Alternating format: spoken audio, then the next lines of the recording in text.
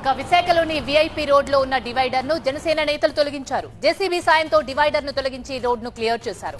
Divider తొలగింపుతో traffic సమస్య తగ్గిందని చెప్తున్నారు జనసేన నాయకులు. మరోవైపు గతంలో ఇదే డివైడర్ పై జనసేన చీఫ్ పవన్ కళ్యాణ్ ఆగ్రహం వ్యక్తం చేశారు.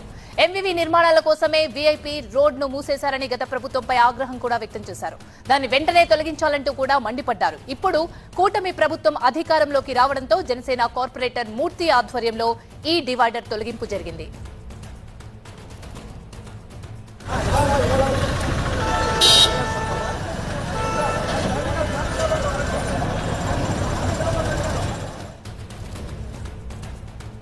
ఇదే అంశానికి సంబంధించి మరింత సమాచారాన్ని మా ప్రతినిధి ఈశ్వర్ అందిస్తారు. ఈశ్వర్, ఈ డివైడర్ ఎందుకు తొలగించారు? దీనిపై ప్రజలు ఏమంటున్నారు? పవర్ పాలిటిక్స్ ఎలా ఉంటాయో ప్రత్యక్ష ఉదాహరణ ఇది. ఎందుకంటే ప్రభుత్వం మారిన వెంటనే రాజకీయ పక్ష